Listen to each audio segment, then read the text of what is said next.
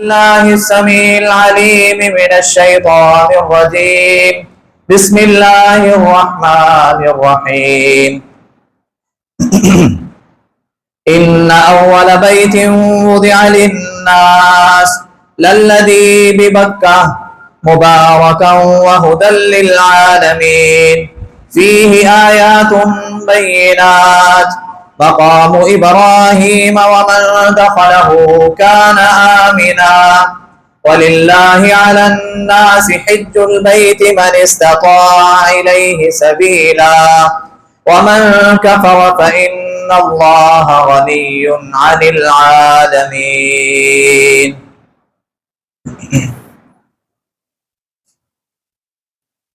تمام قسم کی تعریفیں اس اللہ جل شانہ کی ذات کے لیے، وہ اللہ جو ہم سب کا خالق ہے، مالک ہے، رازق ہے، داتا ہے، نفع نقصان کا مالک ہے، بگڑیاں بنانے والا ہے، موت و حیات کا مالک ہے، علی کل شیء قدیر ہے۔ بے شمار لا تعداد انگنت درود و سلام سید الاولین والآخرین، امام مجتبی، امام الرسل، خاتم الانبیاء، آقائے دو جہاں، کائنات کے سردار نبی جناب محمد الرسول اللہ صلی اللہ علیہ وآلہ وسلم کی ذات اقدس کے لیے۔ حضرات و سامعین، سورۃ آل عمران قرآن مجید کا وہ حصہ آپ کے سامنے تلاوت کیا ہے۔ قرآن مجید کی سورۃ آل عمران ہے۔ اللہ کم الحاکمین سے دعا ہے کہ اللہ ہم سب کو سن سنا کر قرآن و حدیث سے مستفید ہو کر اپنی دنیا اور آخرت کو بہتر بنانے کی توفیق عطا فرمائے۔ رب العالمین اعلان کر رہے ہیں ان اول بیت وضع للناس، کہ اس زمین پر سب سے پہلے لوگوں کے لیے جو اللہ تعالیٰ کا گھر بنایا گیا، للذی ببکہ، وہ مکہ المکرمہ شہر کے اندر بیت اللہ ہے۔ رب العالمین نے قرآن مجید کے اس مقام پر یا قرآن مجید کی ان آیات کے اندر اپنے شہر مکہ المکرمہ، اپنے گھر بیت اللہ کی کچھ فضیلتیں بیان کی ہیں، کچھ خوبیاں بیان کی ہیں۔ فرمایا سب سے پہلی خوبی یہ ہے، سب سے پہلی عظمت والی فضیلت والی بات یہ ہے کہ رب العالمین نے اس پوری کائنات کے اندر سب سے پہلا گھر اپنی عبادت کے لیے بنایا تو وہ بیت اللہ ہے جو مکے کی سرزمین پر ہے۔ اور فرمایا کہ رب العالمین نے اس میں چند نشانیاں رکھی ہیں۔ وہ نشانیاں کون سی ہیں؟ مقام ابراہیم، اس میں مقام ابراہیم ہے، اور پچھلے جمعے ہم نے سماعت کر لیا ہے کہ مقام ابراہیم کو مقام ابراہیم کیوں کہتے ہیں۔ بیسیکلی ایک پتھر تھا جو ابراہیم علیہ السلام اور اسماعیل علیہ السلام جب اللہ تعالیٰ کا گھر تعمیر کر رہے تھے، بیت اللہ کی بنیادیں رکھ رہے تھے، اس کی تعمیر کا کام کر رہے تھے، تو رب العالمین نے بطور لفٹر یہ پتھر عطا کیا۔ ابراہیم علیہ السلام اس کے اوپر کھڑے ہو کے بیت اللہ کی تعمیر کو مکمل کرنے کا کام کرتے رہے، اور ابراہیم علیہ السلام کی محنت مشقت رب العالمین نے قیامت کی دیواروں تک دنیا کو دکھانے کے لیے اس پتھر پر ابراہیم علیہ السلام کے قدم مبارک کے نشان پہ وصل کر دیے۔ اور آج جو بھی عمرہ کرنے والا، جو بھی حج کرنے والا وہاں پہ جاتا ہے، بیت اللہ کی بالکل بغلی سائڈ پہ وہ دیکھتا ہے کہ ایک جنگلے کے اندر وہ 2 قدموں کے نشان محفوظ کیے گئے ہیں۔ اس میں انعام اور اعزاز سعودی حکومت کو نہیں جاتا، یہ جب سے رسول اللہ صلی اللہ علیہ وآلہ وسلم کے دور سے رب العالمین کو منظور ہوا، اس کو محفوظ کیا گیا، یا اس سے قبل بھی ہو سکتا ہے۔ رسول اللہ صلی اللہ علیہ وآلہ وسلم کے سینہ اطہر پر اترنے والا قرآن اس بیت اللہ کی، اس مکے کی عظمت اور نشانیوں کا ذکر کرتے ہوئے فرمایا مقام ابراہیم، کہ اس کے اندر ایک نشانی مقام ابراہیم ہے۔ اب ساتھ ساتھ ہم سمجھتے بھی جائیں گے، ساتھ ساتھ اپنی اصلاح بھی کرتے جائیں گے، اس سوچ کے ساتھ، اس فکر کے ساتھ، اور اس یقین کے ساتھ، اس اعتماد اور بھروسے اور توکل کے ساتھ کہ انشاءاللہ اللہ ہمیں اسی سال حج عمرے پر بلائے گا۔ تو جو انسان جانے کا ارادہ رکھتا ہے، حج کرنے کا، عمرہ کرنے کا ارادہ رکھتا ہے، تو یقیناً اس کو سیکھنا پڑے گا، اس کو وہاں پہ جا کے کرنا کیا ہے۔ کون سی چیزیں کرنی ہیں، کن چیزوں سے اپنے آپ کو روک کے رکھنا ہے، وہ ساری چیزوں کا علم ہوگا تو کریں گے، وگرنہ دنیا لائی لگ تو بنی ہوئی۔ اب ہم نے پچھلے دن میں سماعت فرمایا تھا کہ جب ہم عمرہ کرنے کے لیے یا حج کرنے کے لیے جاتے ہیں، بیت اللہ میں جا کے سب سے پہلے اپنی جو رہ گئی نمازیں ہیں، جو راستے میں نمازیں رہ گئی تھی، ان کو ادا کریں گے، اور اس کے بعد میرے اور آپ کے پیر و مرشد جناب محمد الرسول اللہ صلی اللہ علیہ وآلہ وسلم کی نبوت والی زبان کے کلمات ہیں، آقا علیہ السلام کی حدیث ہے کہ جو بندہ بیت اللہ پر پہلی نظر ڈالتا ہے اور پہلی نظر ختم ہونے تک یا پلک جھپکنے تک وہ جو بھی دعا مانگے گا اللہ اس دعا کو رد نہیں کرتا۔ کس کی گارنٹی ہے؟ محمد الرسول اللہ صلی اللہ علیہ وسلم کی، آقا علیہ السلام کی نبوت والی زبان کے کلمات۔ اے اللہ ہم بھی تیرے بندے ہیں، اے اللہ ہمیں بھی اس شرف سے نواز دے کہ بیت اللہ سامنے ہو، ہماری گناہ گار آنکھیں اس پر پڑیں اور پلک جھپکنے سے پہلے یا پہلی نظر میں اے اللہ وہ جو دعا تو قبول کرتا ہے، اے اللہ اس کا مستحق ہم سب کو بھی بنا دے، ہمیں بھی بار بار ان دعاؤں کو سمیٹنے کا حقدار بنا دے، مستحق بنا دے۔ بیشتر لوگ جاتے ہیں جن کو اس بات کا پتہ ہی نہیں، جن کو اس بات کا علم ہی نہیں، اور وہاں پہ دعا ایک کی شرط ہے نا کہ ایک دعا قبول ہوتی ہے، تو وہاں پہ انسان ذرا تھوڑی سی سیاست لڑا لے، اللہ نے کہنا منع کر دینا کہ بھائی میں تیری یہ سیاسی دعا قبول نہیں کرنی۔ دعا وہاں پہ جا کے انسان کچھ اس انداز سے کر لے کہ اللہ آج سے لے کے میرے مرنے تک میری کوئی دعا رد ہو ہی نہ، کیا بات ہے، سمجھ آئی کہ نہیں؟ ایک ہی دعا نا، تو انسان دعا ایک کر کے ساری دنیا، پوری کائنات اور پوری آخرت سمیٹ لے۔ وہاں پہ انسان دعا کرے ربنا آتنا فی الدنیا حسنۃ وفی الآخرۃ حسنۃ وقنا عذاب النار، دنیا بھی آ گئی، آخرت بھی آ گئی، جہنم سے آزادی کی اور دنیا کی اور آخرت کی بھلائی کی ساری باتیں آ گئی۔ انسان جب سیکھتا ہے تو رب العالمین اس کے دماغ کو، اس کے دل کو کھولتے ہیں، پھر رب العالمین سے انسان جو مانگتا ہے رب اس کو دیتے بھی۔ پہلا کام بیت اللہ پر نظر پڑی، پلک جھپکنے سے پہلے یا پہلی نظر میں جو دعا کی گئی اللہ اس کو شرف قبولیت سے نوازے گا، لیکن یاد رکھیں یہ انعام سمیٹنے والا ہر کوئی نہیں، یہ اعزاز ہر کسی کو نہیں ملنا۔ بڑے لوگ جاتے ہیں، انسان وہاں پہ جاتا ہے، جا کے دعا کرتا ہے، آسمان سے آواز آتی ہے، کیا آواز آتی ہے؟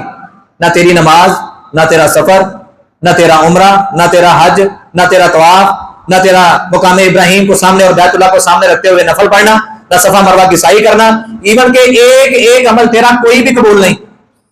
استغفر اللہ، اللہ ہم سب کو محفوظ فرمائے۔ یہ کون سے بد نصیب ہیں؟ کون سے بد نصیب ہیں جو ہزاروں میل کی، لاکھوں میل کی، اربوں خربوں میل کی مسافت سے آنے والے۔ ایک واقعہ میں سن رہا تھا، اب وہ مصنف کا نام میرے ذہن میں نہیں آ رہا، بہت بڑے محدث گزرے، اور کہتے ہیں کہ میں نے ایک انسان کو دیکھا جس کی داڑھی کے بال، جس کی مونچھوں کے بال، جس کی آبروؤں کے بال، جس کے سر کے بال، جس کے ہاتھوں کے بال، جس کے پاؤں کے بال سفید ہو چکے ہیں۔ میں نے اس سے پوچھا آپ کتنا لمبا سفر کر کے اللہ تعالیٰ کے گھر کی زیارت کے لیے آئے، حج کرنے کے لیے آئے؟ اور کہتے ہیں کہ میں جب اپنے گھر سے نکلا تھا میرے سر کے، داڑھی کے، مونچھوں کے، ہاتھوں کے، پاؤں کے سارے بال کالے تھے، اور آج جب میں یہاں پہ پہنچا ہوں تو میرے اوپر بڑھاپا طاری ہو چکا ہے، میرے سر کے بال سفید ہو گیا، داڑھی کے بال سفید ہو گیا، مونچھیں میری سفید ہو گئی، میری آنکھوں کے ابروؤں کے بال سفید ہو گیا، ہاتھ پاؤں کے بال سفید ہو گیا۔ کتنا لمبا سفر کر کے آیا ہوگا۔ اب اسی بات کے ساتھ اس حدیث کو جوڑیں، نبی علیہ السلام نے فرمایا انسان کا سر گرد آلود ہے، اس کی داڑھی کے بال گرد آلود ہیں، ڈسٹ پڑی ہوئی ہے، اتنا لمبا سفر کر کے آیا ہے، اور آگے وہاں پہ رب سے مانگ رہا ہے، لیکن رب کہہ رہے ہیں جہاں میں تیری کوئی بھی عبادت قبول نہیں کرنی، وجہ کیا ہے؟ آقا علیہ السلام نے فرمایا رب آواز دیں گے نہ تو تیرا مال حلال کا، نہ تیرا لباس حلال کا، نہ تیرا کھانا حلال کا، نہ تیرا پینا حلال کا، نہ تیرا پہننا حلال کا، ہر چیز کے اندر حرام حرام اور حرام ہے، اور حرام کی چیزوں کو رب پسند کرتا نہیں ہے۔ قرآن نے اعلان کیا ان اللہ یحب التوابین ویحب المتطہرین، قرآن نے اعلان کیا انما یتقبل اللہ من المتقین، رب متقی لوگوں کے اعمال کو قبول کرتا ہے، اور یاد رہے متقی ہوتا ہی وہ ہے جس کا دامن بھی پاک ہو، جس کا لباس بھی پاک ہو، جس کا مال بھی پاک ہو۔ حضرات انسان اتنا لمبا سفر کر کے جائے، پیسہ خرچ کر کے جائے، وقت ضائع کر کے جائے، لیکن وہاں پہ جا کے حاصل کھوٹی کوڑی بھی نہ ہوئے، کیا فائدہ؟ اللہ ہمیں معاف فرما دے۔ دوسرا عمل نبی صلی اللہ علیہ وآلہ وسلم نے فرمایا طواف کا آغاز اب ہونے لگا ہے۔ طواف کا آغاز پہلے جو آیت ہم نے سماعت کی ہے نا، اس میں جو نشانیاں بیان کی گئی ہیں وہ سماعت کر لے۔ فرمایا فیہ مقام ابراہیم، اس میں مقام ابراہیم ہے، وَمَن دَخَلَهُ كَانَ آمِنًا، جو کوئی اس شہر مکہ کے اندر داخل ہو جاتا ہے وہ امن میں ہو جاتا ہے۔ وَلِلَّهِ عَلَى النَّاسِ حِجُّ الْبَيْتِ مَنِ اسْتَطَاعَ إِلَيْهِ سَبِيلًا، اور جس کو اللہ تعالیٰ نے استطاعت دی ہے، توفیق دی ہے، ہمت دی ہے، پیسہ دیا ہے، ذات راہ کا وہ انتظام کر سکتا ہے، وہ اللہ تعالیٰ کے گھر کا حج کرے۔ نبی صلی اللہ علیہ وسلم نے فرمایا میرے صحابہ اللہ نے تمہارے اوپر حج کو فرض کیا۔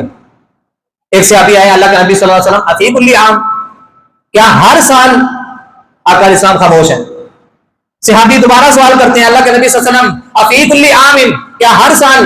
نبوت والی زبان خاموش ہے۔ تیسری مرتبہ پھر سوال کرنے والا صحابی سوال کرتا ہے اللہ کے نبی صلی اللہ علیہ وسلم افی کل عام، کیا ہر سال؟ آقا علیہ السلام نے وہاں پہ تھوڑا سا ناراضگی کا اظہار کرتے ہوئے اپنے صحابی کو سمجھایا اور فرمایا ڈانٹتے ہوئے کہ تیری ماں تجھے گم پائی۔ عربوں کے اندر ایک مقولہ ہوتا تھا، گالی نہیں ہے، عربوں کے اندر ایک مقولہ ہے، ایک محاورہ بولا جاتا ہے، تیری ماں تجھے گم پائے، جتنا میں کہہ دوں اسی پر اکتفا کیا کرو۔ اگر میں محمد صلی اللہ علیہ وسلم یہ کہہ دیتا ہاں کل عام، ہر سال، تمہارے اوپر مشقت ہو جاتی۔ اسی طرح نبی صلی اللہ علیہ وآلہ وسلم نے تراویح بھی 3 دن اسی سوچ کے ساتھ پڑھائی ہیں۔ چوتھے دن نہیں آئے، نہ آنے کی وجہ کیا تھی؟ میری امت پر فرض نہ کر دی جائے، میری امت خامخواہ مشقت میں پڑ جائے گی، میری امت ہو۔ موسیٰ علیہ السلام نے کیا کہا تھا؟ انہوں نے 5 ویڈیو پڑھنی ہے، ایک چکر اور لا کے آؤ تو میرا کٹا کے آؤ۔ تو نبی السلام نے کیا فرمایا تھا؟ اب مجھے شرم آتی ہے، 50 سے 5 ہو گئی، اب مجھے شرم آتی ہے کہ دوبارہ رب کے سامنے جاؤں۔ اور موسیٰ علیہ السلام کہہ رہے ہیں کہ تیری امت نے 5 میں نہیں پڑھنی۔ نبی علیہ السلام اسی بات پر اتفاق کر کے ابھی نکلے ہیں تو آواز کیا آئی؟ تیری امت 5 پڑھے گی، ما یبدل القول لدی، ہمارے ہاں بات بدلا نہیں کرتی۔ تیری امت کے افراد، تیری امت کی خواتین، تیری امت کے مرد، تیری امت کے بچے پڑھیں گے 5 ہی، لیکن ہم ان کو ثواب کتنی نمازوں کا دیں گے؟ 50 نمازوں کا۔ لیکن یہ ملنا ان ہوئے جنہیں پڑھنی آنے۔ 50 نمازوں کا ثواب ملنا اسے ہے جس نے 5 نمازیں پڑھنی ہیں، اور جس کا ایمان یہ ہے کہ 5 نمازیں فرض ہے پر پڑھنی ایک بھی نہیں، انہوں ذرا بھی اجر نہیں ملنا۔ جس کا یہ ایمان ہے کہ الحمدللہ ثم الحمدللہ ہمارا مذہب اسلام ہے، ہم کون ہیں؟ مسلمان ہیں۔ ایک مسلمان پر کتنی نمازیں فرض ہیں؟ 5 نمازیں فرض ہیں، لیکن میں ایک بھی نہیں پڑھنی۔ اللہ نے 50 کا وعدہ کیا ہے۔ اللہ بڑا غفور رحیم ہے، اللہ بڑا معاف کرنے والا ہے، اللہ معاف کر دے گا۔ وہ تو ایک چھوٹی سی نیکی کو دیکھ، ہاں ساری باتیں ٹھیک ہیں، لیکن رب نے تجھے دنیا میں بھیجنے کا مقصد بھی تو کچھ رکھا ہے نا، تو بے مقصد پیدا کیا گیا۔ افحسبتم انما خلقناکم عبثا، کیا تم لوگوں نے یہ سمجھ لیا ہے کہ تمہیں بیکار اور فضول پیدا کیا گیا ہے؟ نہیں، تمہارا دنیا میں آنے کا مقصد ہے۔ اب نبی کوئی نہیں آئے گا، اب نبیوں والا مشن میرے اور آپ کے کندھوں پر ہے، میری اور آپ کی ذمہ داری ہے۔ سب سے پہلے اس کو پڑھنا، اس کو سیکھنا، اس کو اپنی زندگی کے اندر لے کے آنا، اور اس کے بعد اس کو آگے پھیلانا، یہ اب ہماری ذمہ داری ہے۔ اللہ نے سمجھنے کی توفیق عطا فرمائے۔ اللہ کا مناکمین نے ان آیات کے اندر فرمایا کہ اللہ نے بیت اللہ کو شرف بخشا ہے۔ سب سے پہلا گھر یہ بنایا گیا، اس کے بعد رب العالمین نے اس بیت اللہ کو پوری کائنات کے لیے، صرف پاکستان کا نام نہیں، صرف سعودی عرب کا نام نہیں، صرف دبئی کا نام نہیں، انڈیا کا نام نہیں، پوری کائنات کے لیے رب العالمین نے اپنے اس گھر بیت اللہ کو ہدایت کا مرکز بنایا۔ اچھا، بیت اللہ اللہ تعالیٰ کا گھر ہے، تو یہ کیا ہے؟ بولو، بیت اللہ میرا اور آپ کا یہ ایمان ہے نا کہ وہ اللہ تعالیٰ کا گھر ہے، تو یہ کیا ہے؟ یہ بھی اللہ تعالیٰ کا گھر ہے نا۔ ہم جنت میں جانے کی اور مدینے میں مرنے کی اور مدینے میں شہادت کی اور شہادت کے ساتھ موت لینے کی دعائیں تو کرتے ہیں، اللہم ارزقنا شہادتا فی سبیلک واجعل موتنا فی بلد رسولک۔ ہم نے رمضان کے اندر ہر قیام اللیل میں یہ دعائیں کی ہیں کہ اللہ ہمیں جب بھی موت دینا شہادت کی موت دینا، اور جب بھی موت دینا شہادت کی موت کے ساتھ اپنے نبی کے شہر میں موت دینا۔ کیوں؟ تیرے نبی کی نبوت والی زبان کے کلمات ہے، جو بندہ ایمان کی حالت میں یہاں پہ فوت ہو گیا، کل قیامت کو میں اس کی سفارش کروں گا۔ وہ میرا پڑوس یا میرا ہمسایہ ہوگا، میں اس کی سفارش کروں گا۔ کئی ساری احادیث ہیں مدینے کے اندر موت کے حوالے سے، نبی صلی اللہ علیہ وسلم کی شفاعت کو لینے کے لیے، آقا علیہ السلام کی رفاقت کو لینے کے لیے، آقا علیہ السلام کا ساتھ لینے کے لیے مدینے میں مرنے کی دعائیں تو ہم کرتے ہیں، شہادت کی دعائیں تو کرتے ہیں، لیکن جیڑی اپنے محلے کی مسجد ہے انہوں آباد کنے کرنا؟ اپنے محلے کی مسجد کو آباد کون کرے گا؟ مدینے میں جا کے مرنے کی دعائیں تو ہم سب کرتے ہیں. کتنا سفر بنتا جی اتوں؟ کوئی آئیڈیا نہیں جی. 3000 کلومیٹر 3000 کلومیٹر دور جا کے مرن دیا دعاواں کر رہے ہیں، پر محلے کی مسجد میں رونق ہوئی. محلے کی مسجد میں نمازی نظر نہیں آتے. ہونی تو اندازہ لا لو نا، جمعہ شروع ہو گیا. ہر جمعے ہم حدیث سنتے ہیں، نبوت والی زبان کے کلمات ہے. کسی مولوی کی بات نہیں، کسی مفتی کی بات نہیں، کسی عالم دین کی بات نہیں. بات کس کی ہے؟ جو کائنات کا اللہ کے بعد سب سے بڑا عالم ہے، جو کائنات کا سب سے بڑا محدث ہے، جو کائنات کا سب سے بڑا قاری ہے، جو کائنات کا سب سے بڑا مفسر ہے، جو کائنات کا سب سے بڑا مجاہد ہے. اس نبی کی نبوت والی زبان کے کلمات ہیں کہ جب ممبر خطیب خطبہ دینے کے لیے ممبر پر آ جاتا ہے، فرشتے بھی اپنے رجسٹر بند کر کے بیٹھ جاتے ہیں. اس کے بعد جو آنے والے ہیں ان کا جمعے والی لسٹ کے اندر نام نہیں آتا. کنی باری حدیث سنی ان تو بچے بچے یاد ہوگی ہونی اور سانوں کی لگے. اللہ احکم الحاکمین نے اس بیت اللہ کو، یہ جو بیت اللہ ہے نا، یہ ام المساجد ہے. ام المساجد. ام المساجد کا مطلب کیا ہے؟ لوگوں کو بھی پتا لگ لیں ہو تو ماشاء اللہ پتا ہے. انہوں نے سامنے انگلش کا ورڈ بولو تو فوری سمجھ لگ جائے گی. ام المساجد کا ام کیسے کہتے ہیں؟ ماں کو. بیت اللہ تمام مساجد کی ماں ہے، اور یہ جتنی بھی مساجد بنی ہے بیت اللہ کے علاوہ وہ ساری کی ساری اس کی کیا ہے؟ بیٹیاں ہیں. اللہ تعالیٰ کے گھر کو، بیت اللہ کو آباد کرنے کی سوچ اگر ہمارے اندر ہے، بہت اچھی سوچ ہے. لیکن اسی گھر کی جو بیٹیاں ہیں اگر وہ ویران ہو گئی، اور وہی ویران بیٹیوں نے اگر کل قیامت کو رب کے سامنے میرا اور آپ کا نام لے کے شکوہ شکایت کر دیا تو کیا بنے گا؟ کہاں جائیں گے؟ اس کے بارے میں بھی ہمیں سوچنے کی ضرورت ہے، فکر کرنے کی ضرورت ہے. اللہ ہمیں ان لوگوں میں شامل فرمائے جو اللہ تعالیٰ کے گھر کو آباد کرتے ہیں. آزاد انعام کتنا بڑا ہے اللہ تعالیٰ کے گھر کو آباد کرنے کا. نبی صلی اللہ علیہ وسلم نے فرمایا 7 قسم کے افراد ہیں، 7 قسم کے لوگ ہیں، 7 قسم کے انسان ہیں جن کو کل قیامت والے دن جس دن کوئی سایہ نہیں ہوگا سوائے اللہ تعالیٰ کے عرش کے، کوئی سایہ نہیں ہوگا. جو اللہ تعالیٰ کے گھروں کو بنانے والے، اس کی تعمیر و ترقی کا خیال کرنے والے، اللہ تعالیٰ کے گھروں کو آباد کرنے والے، اللہ تعالیٰ کے گھروں کی رونق بننے والے، مساجد میں نمازوں کے وقت پر اللہ تعالیٰ کے گھروں کو بھرنے والے، اللہ تعالیٰ کے گھروں کی زیب و زینت بننے والے.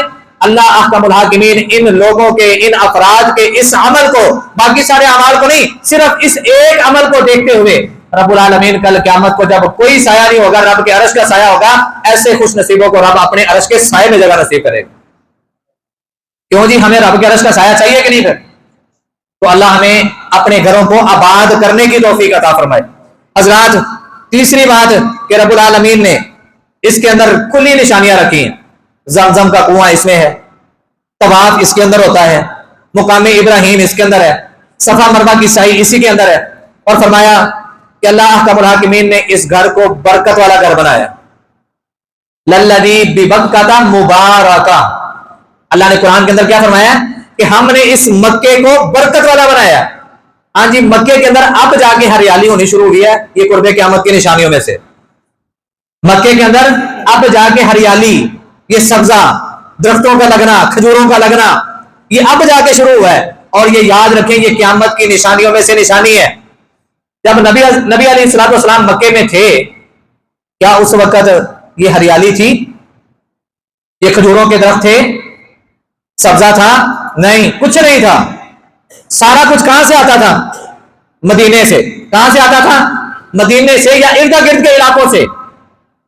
اللہ احکم الحاکمین نے اس شہر کو امن والا بنایا، اس شہر کو برکت والا بنایا، اس شہر کو لوگوں کے لیے ہدایت کا مرکز بنایا. رب العالمین نے اس میں لوگوں کے لیے نشانیاں رکھی. اللہ ہمیں ان تمام خوبیوں کو، ان تمام نشانیوں کو اور ان نشانیوں سے بار بار ہمیں مستفید ہونے کی توفیق عطا فرمائے. حضرات بات کر رہے تھے بیت اللہ جو برکت والا ہے، مکہ شہر ہے، اس سے بڑا عظمت والا شہر کوئی نہیں. بیت اللہ جو اللہ تعالیٰ کا گھر ہے، اس سے بڑی عظمت والی کوئی مسجد نہیں ہے، اس سے بڑا عظمت والا اللہ تعالیٰ کا کوئی گھر نہیں ہے. نبی صلی اللہ علیہ وسلم سے سوال کرنے والا سوال کرتا ہے، اے اللہ کے نبی صلی اللہ علیہ وآلہ وسلم، اللہ احکم الحاکمین نے اپنی عبادت کے لیے سب سے پہلی کون سی مسجد تعمیر کروائی؟ تو آقا علیہ الصلوۃ والسلام نے فرمایا مسجد حرام، بیت اللہ جو آج مکے کی سرزمین پر موجود ہے. سوال کرنے والا سوال کرتا ہے اللہ کے نبی صلی اللہ علیہ وسلم اس کے بعد، تو نبی صلی اللہ علیہ وسلم نے فرمایا اس کے بعد اللہ نے اپنی دوسری عبادت گاہ بنوایا مسجد اقصی کو، جس کو آج ہم بھول چکے ہیں، جو ہمارا قبلہ اول تھا، جو آج یہودی ظالموں کے پنجوں کے اندر ہے۔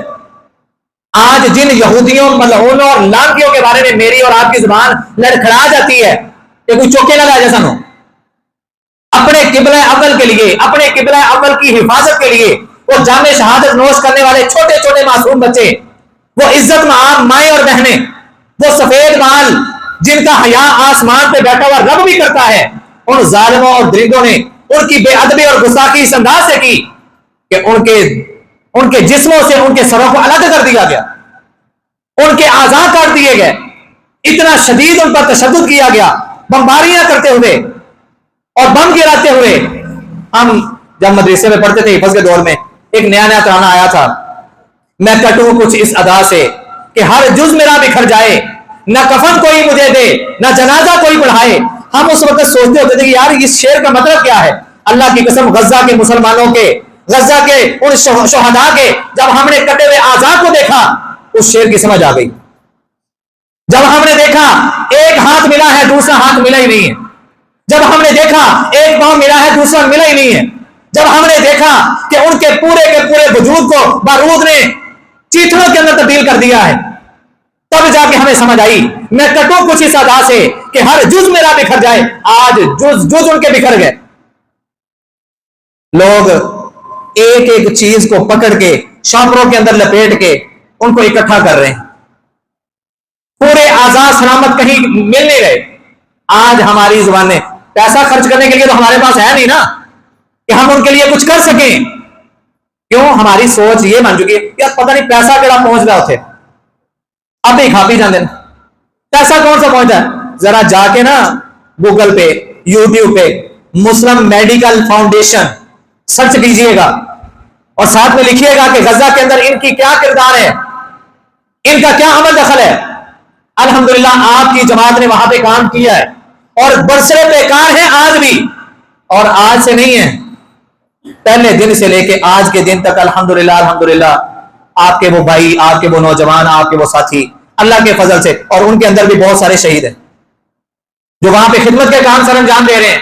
وہاں پہ میڈیا کے لوگوں کو شہید کیا گیا، ڈاکٹروں کو شہید کیا گیا، تشدد کیا گیا، حضرات وہاں پہ وہ کیسے بچ سکتے ہیں؟ ان لوگوں سے بھی کئی شہید ہیں۔ اللہ ان سب کی شہادتوں کو قبول فرمائے اور اللہ ہمارے ایمان کو اتنا مضبوط کر دے کہ ہم اگر وہاں پہ جا کے ان کافروں، یہودیوں اور ملعونوں کے خلاف بغاوت کا اعلان نہیں کر سکتے، جنگ کا اعلان نہیں کر سکتے، جہاد نہیں کر سکتے، تو کم از کم یہاں پہ رو کے ہم دعائیں تو کر سکتے ہیں کہ نہیں کہ اللہ وہ بھی تیرے معصوم بچے، تیرے بندے، اللہ تیری مخلوق، اللہ تیرے نبی کی امت، اللہ قبلہ اول کے نگہبان، اللہ وہ تیرے نبیوں کی سرزمین کے محافظ، اللہ وہ آج ان کے پرخچے اڑائے جا رہے ہیں، اللہ ان کے حال پہ رحم کر دے۔ نبی صلی اللہ علیہ وسلم نے فرمایا کہ دوسری عبادت گاہ اللہ نے مسجد اقصی کو بنایا۔ سارے ذرا دل سے دعا کریں نا، اللہ مسجد اقصی کو یہودیوں کے شکنجے سے آزاد کر دے، اللہ یہودیوں کو تباہ و برباد کر دے، اللہ ذلیل و رسوا کر دے۔ ان کا ساتھ دینے والے ہمارے پاکستان سے ہوں، سعودی عرب سے ہوں، کسی بھی اسلامی ملک سے ہوں، کافر تو کافر ہیں ہی، اللہ ان کا ساتھ دینے والے جتنے بھی لوگ ہیں اللہ ان کو بھی نشان عبرت بنا دے، اللہ ان کو بھی ذلیل و رسوا کر دے، تباہ و برباد کر دے۔ اللہ ہمیں ان کے لیے جو کچھ ہو سکتا ہے وہ کرنے کی توفیق دے دے۔ چند دن پہلے پروگرام منعقد کیے گئے اسمبلی ہال کے اندر، اسمبلی ہال جی چلو جتنے بھی ہوا پروگرام ہوئے، سب نے اپنے اپنے جذبات کا اظہار کیا۔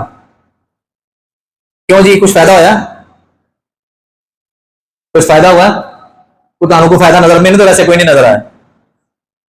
سوال کرنے والا اسی مجلس میں کسی عالم دین سے سوال کرتا ہے حضرت یہ بتائیں جہاد فرض ہو چکا ہے؟ ڈوب کے مر جانے کا مقام ہے سوال کرنے والے کے لیے بھی اور میرے اور آپ کے لیے بھی۔ ایک وہ وقت تھا کہ نبی علیہ الصلوۃ والسلام کا دور ہے، آقا علیہ السلام کو پتا چلا، آقا علیہ السلام کے سامنے ایک معصوم بچی کو لایا گیا، اس بچی کو ایک یہودی نے اس انداز سے شہید کرنے کی کوشش کی۔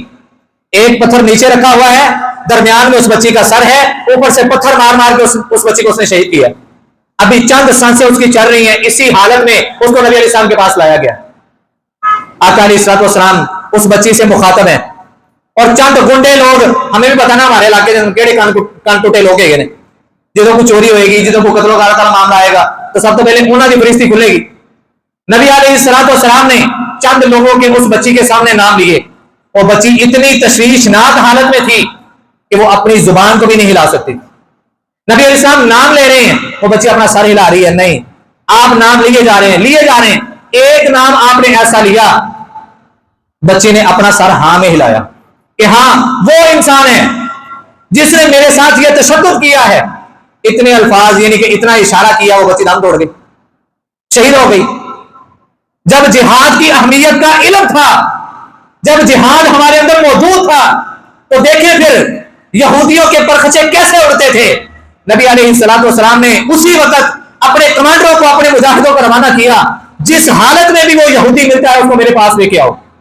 نبی علیہ السلام کے جانشین نکلے، اس کو گرفتار کیا، نبی علیہ السلام کے پاس لایا گیا. آقا علیہ السلام نے ایک پتھر نیچے رکھنے کا حکم دیا، درمیان میں اس کا سر رکھ کے اوپر سے پتھر مار مار کے اس کو مارنے کا حکم دے دیا، اور اس کو اسی طرح اذیت دے دے کے مارا گیا. حضرات، آج ہماری آنکھوں کے سامنے ان معصوموں کی لاشیں اور ان لاشوں کے چیتھڑے اور لوتھڑے اور کٹے پھٹے اعضاء، اس کے باوجود ہم سوال کریں جہاد فرض ہو گیا کہ نہیں؟ شرم سے ڈوب کے مر جانے کا مقام ہے. اس عالم دین نے جواب دیا، میں کون ہوتا ہوں جہاد کو روکنے والا یا جہاد کو فرض کرنے والا؟ اگر تم نے تاریخ پڑھی ہوتی، اگر تم نے احادیث کو پڑھا ہوتا، اگر تم نے قرآن کو پڑھا ہوتا، تو جہاد کو آج سے 1450 سال پہلے میرے اور آپ کے پیر و مرشد محمد رسول اللہ صلی اللہ علیہ وسلم نے فرض قرار دے دیا تھا، اور ساتھ میں فرمایا تھا جہاد قیامت کی دیواروں تک جاری رہے گا. جب نبی علیہ السلام نے کہہ دیا جاری رہے گا، تو ہم کون ہوتے ہیں فتوے لگانے والے؟ میری بات کوئی پلے پئی ہے کہ نہیں؟ جہاد کرنا مشکل، اسی انہیں جو بھی شک کر لی تو جی سب تو پہلے تو جہاد بن نفس کرنا چاہیے نا. جہاد بن نفس کیوں جی؟ اے جہاد بن نفس والی گل صحابہ نہیں سمجھ آئی. جہاد بن نفس والی بات، اپنے نفس کے ساتھ جہاد کرنا، اپنے ماں باپ کی خدمت کرنا، اپنے بیوی بچوں کے پیٹ پالنا، ان کی ضروریات کو پورا کرنا، کیا یہ ساری سوچیں، یہ فکریں میرے نبی کے صحابہ کو نہیں آئی؟ آقا علیہ السلام کے صحابی طلحہ رضی اللہ تعالیٰ عنہ ابھی ایک رات گزاری ہے، شادی کی پہلی رات ہے، کان میں آواز کیا پڑی ہے؟ اے لوگوں جہاد کے لیے جمع ہو جاؤ. اپنی بیوی کا دامن چھوڑتے ہیں اور جہاد کی تیاری میں مصروف ہو جاتے ہیں. بیوی نے ہاتھ پکڑا ہے، کہاں جا رہے ہیں؟ اللہ کے نبی کا حکم آ گیا، جہاد کا اعلان ہو گیا ہے، میں جہاد کرنے کے لیے جا رہا ہوں. واپسی جانے کا پتہ ہے، آنے کا. شہید ہو گیا تو آگے کہیں نکاح کر لینا، اگر زندہ سلامت واپس آ گیا تو آپ کے پاس ہی آؤں گا. وہاں سے نکل دے، نبی علیہ السلام کی وہ مجاہدین کی صفوں کے اندر شامل ہوئے، صحابہ کی صف کے اندر شامل ہوئے، اور کافروں کا ڈٹ کے مقابلہ کیا، جامع شہادت نوش کر گئے. شہداء کی لاشیں پڑی ہوئی ہیں، ان کے جسم میں اطہر پڑے ہوئے ہیں. آقا علیہ السلام نے اپنے صحابہ کو کہا اپنے شہداء کو ایک جگہ پہ جمع کرو، اکٹھا کرو. جب ہمارے اندر جہاد کی طرف تھی، شوق تھا، جب رب سے ملاقات کی طرف تھی، اچھی ملاقات کی جستجو ہوتی تھی، تب ہمارے دلوں کی، ہمارے ایمان کی کیفیت کس طرح کی ہوتی تھی؟ نبی علیہ الصلوۃ والسلام اپنے زندہ صحابہ کرام کے اندر دیکھتے ہیں، طلحہ رضی اللہ تعالیٰ نظر نہیں آ رہے. شہداء کے اندر دیکھا، نظر نہیں آ رہے. صحابہ کو کہا دیکھیں کہیں طلحہ رضی اللہ تعالیٰ عنہ کو کفار اپنے ساتھ نہیں لے کے قیدی بنا کے، دیکھیں ادھر ادھر جا کے. صحابہ کرام نے دیکھنا شروع کیا. آخر تھوڑا سا آگے جا کے کچھ درختوں کے پیچھے، کچھ جھاڑیوں کے پیچھے طلحہ رضی اللہ تعالیٰ عنہ کی ڈیڈ باڈی مل گئی. رب العالمین نے وحی کر دی. ادھر جبریل علیہ السلام وحی لے کے آ رہے ہیں، ادھر سے طلحہ رضی اللہ تعالیٰ عنہ کی بیوی گھر سے نکلی ہیں. جبریل آئے، اے اللہ کے نبی صلی اللہ علیہ وسلم، یہ آپ کا صحابی جس کا نام کیا ہے؟ طلحہ، اللہ ہمیں بھی ایسی ایمانی قوت نصیب فرمائے، ایسا ایمان نصیب فرمائے. اے اللہ کے نبی، آپ کا یہ صحابی شہید ہو گیا ہے، اللہ نے آسمان سے فرشتوں کو بھیجا ہے، وہ فرشتے آپ کے صحابی طلحہ کو اپنے ہاتھوں سے غسل دے رہے ہیں. اتنے میں طلحہ رضی اللہ تعالیٰ عنہ کی بیوی آ گئی. اے اللہ کے نبی صلی اللہ علیہ وسلم، میرے خامن نے جیسے ہی آپ کا جہاد کا اعلان سنا، اس نے غسل بھی نہیں کیا تھا، ویسے ہی آ گئے. اے اللہ کے نبی صلی اللہ علیہ وسلم، میرے خامن کو غسل ضرور دے دیجیے گا. حالانکہ شہید کو غسل، شہید کو اسی حالت میں دفن کیا جاتا ہے. اللہ کے नबी मेरे खामद को गुस्ल जरूर दिलवाइएगा। आका अलैहिस्सलाम अपनी नबूवत वाली जुबान से क्या कहते हैं, तलहा की बीवी, अभी अभी जिब्रील मेरे पास आए थे और मुझे आके पैगाम दिया कि आसमान से रब ने फरिश्तों की एक बहुत बड़ी जमात को भेजा है। उन फरिश्तों की बहुत बड़ी जमात ने अपने हाथों से तलहा को गुस्ल दिया। जब जिहाद का शौक था, जब जिहाद की तड़प थी, तो नबी अलैहिस्सलाम से सवाल किया गया, अल्लाह के नबी सल्लल्लाहु अलैहि वसल्लम, दूसरी इबादतगाह मस्जिद अक्सा है, तो मस्जिद हराम से मस्जिद अक्सा, इन दोनों के दरमियान कितना गैप है, कितना वक्फा है? तो नबी सल्लल्लाहु अलैहि वसल्लम ने फरमाया 40 साल बाद अल्लाह ने मस्जिद अक्सा को तामीर करवाया। कितने साल बाद? दुआ करें, दुआ करें अल्लाह उसको फिर आजाद कर दे। जो वहां पे उसकी आजादी के लिए तगोदो कर रहे हैं, कोशिश कर रहे हैं और शहादतों को पेश कर रहे हैं, अल्लाह उनके कदमों को मजबूत फरमाए। एक क्लिप 2 दिन पहले मेरे सामने आया है, बनाया गया है एहसास दिलवाने के लिए। अल्लाह करे हमें एहसास हो जाए, अल्लाह करे, आमीन ना बोला जाए, आमीन बोले सारे। अल्लाह करे हमें दूसरे मुसलमानों के बारे में एहसास हो जाए। ये वो मुसलमान हैं जिनके बारे में नबूवत वाली जुबान के ये कलिमात हैं, जसदुन वाहिद, ये जस्दे वाहिद हैं। अगर एक को तकलीफ होती है तो दूसरा उसकी तकलीफ को महसूस करता है। लेकिन आज हम इतने बेहिस हो चुके हैं, बेहिस हो चुके हैं, उनकी तकलीफ को महसूस करना तो दरकिनार, हम थोड़ी देर के लिए हाथों को उठा के उनका नाम लेके रब के सामने रोके दुआ भी नहीं कर सकते। इतने बेहिस हो चुके हैं। और याद रखें, जिस कौम के अंदर बेहिसी आम हो जाती है ना, वो कौम फिर बैठ के इस बात का इंतजार करे कि अन करीब उन लोगों वाला हाल हमारे ऊपर भी होने वाला है, उन लोगों की कैफियत हमारे ऊपर भी आने वाली है। अगर आज वहां पे एक अजाब की शक्ल बनी हुई है ना, तो अन करीब इस तरह का वक्त हमारे ऊपर भी आने वाला है। अगर मैं और आप इस सारी कैफियत से बचना चाहते हैं तो रास्ता एक ही है, अपनी बेहिसी को खत्म कर लें, अपने अंदर एहसास पैदा कर लें, ये सोचते हुए कि नबूवत वाली जुबान ने फरमाया कि मुसलमान दूसरे मुसलमान से उसका रिश्ता ऐसे है कि जसदिन वाहिदिन, एक ही जिस्म के मानिंद हैं। अगर उसके हाथ को तकलीफ पहुंचती है तो दूसरा मुसलमान अपने हाथ में उसकी तकलीफ को महसूस करे, उसकी तकलीफ को अपनी तकलीफ समझे, उसकी परेशानी को अपनी परेशानी समझे। अल्लाह हमें समझने की तौफीक अता फरमाए। क्लिप सामने क्या आया, 2 छोटे छोटे बच्चे आ रहे हैं, हाथ में उन्होंने 50-50 के 2 नोट पकड़े हुए हैं और सामने 2-3 नौजवान खड़े हुए हैं। वो आते हैं और आगे कहते हैं हमारे गजा के अंदर बड़ी शदीद बमबारी है, बड़ा शदीद मामला है, खाने पीने के लिए कोई चीज नहीं है, ये थोड़े से पैसे हैं, ये ले जाएं और हमें थोड़ा सा बाजरा ला दें, थोड़ा सा दाना ला दें, थोड़ी सी गंदम ला दें। और कहते हैं अच्छा। पैसे पकड़ के जैसे ही थोड़ा आगे जाते हैं वापस मुड़ कहते हैं आप लोगों ने बाजरा करना क्या है, आप लोगों ने दाना अनाज गल्ला करना क्या है। अल्लाह करे ये मेरे अल्फाज हम सब के दिलों पर असर अंदाज हो जाएं। वो कहते हैं कि हमने वो दाना वो बाजरा अबाबीलों को डालना है। किनको डालना है? उनका ईमान आज भी अपने उस रब पर है। हमसे वो क्या मुतालबा कर रहे हैं? जेडी कौम पहले ही बेहिस्से उन्होंने लोगों की मुतालबा करना है।